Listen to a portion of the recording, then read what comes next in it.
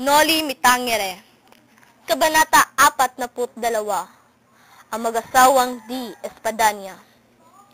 Mga tauhan: Justine Shane Dumayak bilang tagapagsalaysay, Jessray Fabay bilang si Doña Victorina de los Reyes D. Espadanya at bilang si Tia Isabel, Ansarona Ibrahim bilang si Don Tiburcio D. Espadanya, Kapitan Tiago at bilang si Linares. Tahimik ang tahanan ni Kapitan Tiago.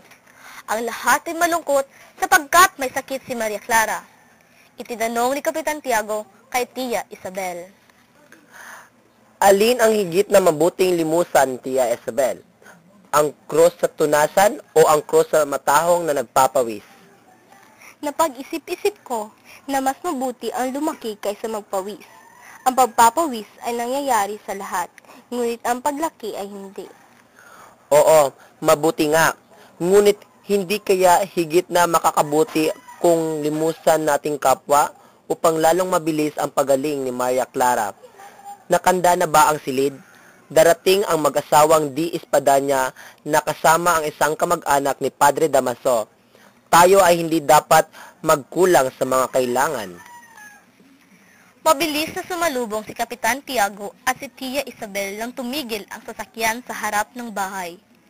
Ang bumaba ay sina Dr. Tiburcio D. Espadanya, ang asawa na si Doña Victorina de los Reyes D. Espadanya, at isang binatang Kastila na may kakisigan. Ipinagkikilala ko sa inyo ang aming pinsan, si Don Alfonso Linares D. Espadanya, ani ni Doña Victorina. Siya ay inaanak na kamag-anak ni Padre Damaso at kalihim na mga ministro sa Espanya. Isa-isang inihatid ni Kapitan Tiago ang mga panauhin sa kani-kaniyang silid habang ang mga maleta ng mga ito ay pinapanhik. Ngayon, kilalanin natin sina Doktor at Doktora D. Espadanya. Si Doña Victorina ay isang ginang na may 45 taon. Ngunit, kung ipamalita ay, ako ay 32 taon lamang. Noong siya ay dalaga pa, ay labis niyang hinangaan ang sarili sa paniniwalang siya ay maganda. Kaya hindi niya pinakatunguhan ang maraming Pilipino na nangingibig sa kanya. At ito ay dahil pa rin sa pangarap na makapangasawa siya ng isang dayuhan. Ang pangarap na iyan ay sinubok niyang hanapin sa mataas na lipon ng kanyang ginagalawan. Ipinakapagsapalaran niya ang una, ikalawa, at hanggang ika-4 na taon ng kanyang kabataan upang masilo sa kanyang bitag ang pangarap na kapalaran. Ngunit ang bitag ay wala pa ring nahuli. Nangangailangan siya ng dayuhang mapangasawa. Kaya't nang ipadpad sa baybayin ng Pulong Luzon ang isang mararetang Kastilang taga-Espanya, ay napilitan siyang tanggapin ito. Ang pangalan niya ay si Tiburcio D. Espadanya. May 35 taong gulang, ngunit sa anyo ay masasabing higit pang matanda kay Doña Victorina. Naglakbay siya sa Pilipinas bilang pinakamababang opisyal sa adwana.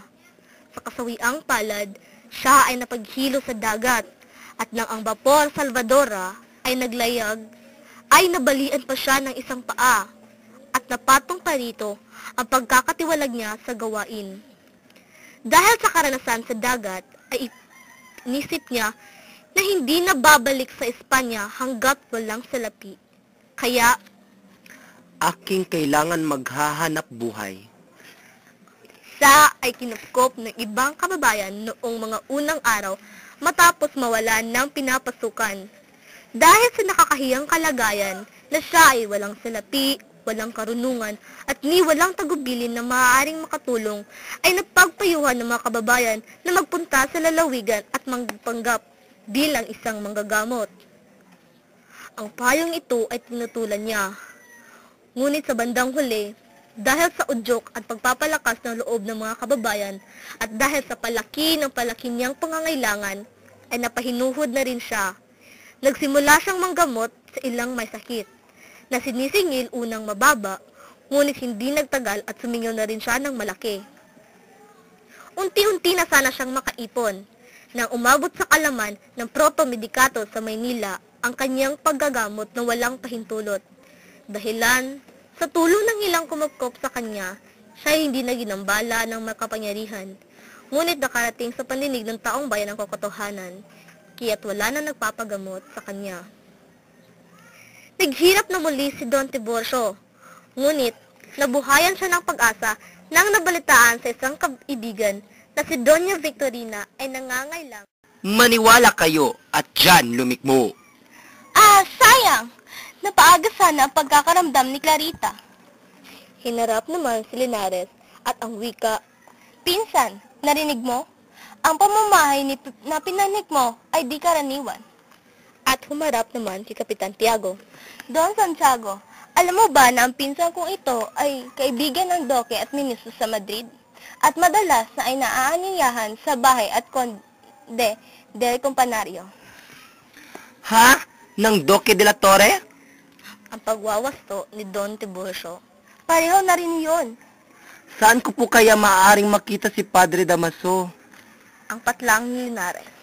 "Nagkataong siya ay narito ngayon at mamaya lamang ay paparito."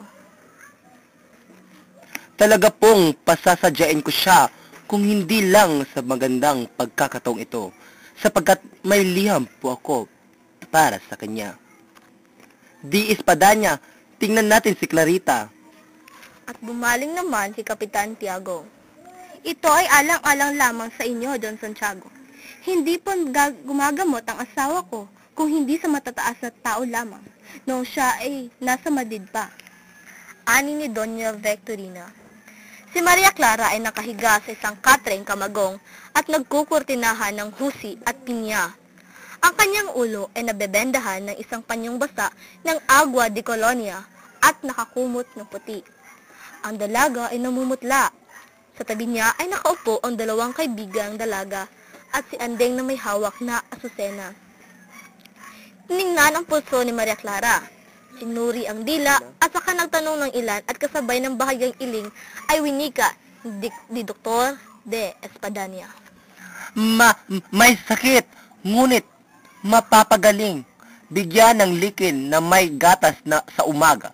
Harabi di Altea at 2 pelduras di Kinoglosa. At nagmabadaling tumingin sa kanyang mga kaharap si Doña Victorina. "Gagaling ka, Clarita. Tibayan mo ang iyong loob. Narito kami upang gamutin ka at ipakilala kita sa aming pinsan." Ang wika ni Doña Victorina. Si Linares ay napadda sa pagkakatingin sa matang iyon na parang may hinahanap, kaya hindi narinig ang tawag ni Doña Victorina. "Ginoong Linares, narito na si Padre Damaso." Papalapit na nga noon si Padre Damaso. Ang kanyang ano ay maputla at tila nalulungkot at hindi na masalitang tulad ng dati. Kagagaling lamang niya sa sakit at ang unang ginawa ay dinalaw si Maria Clara.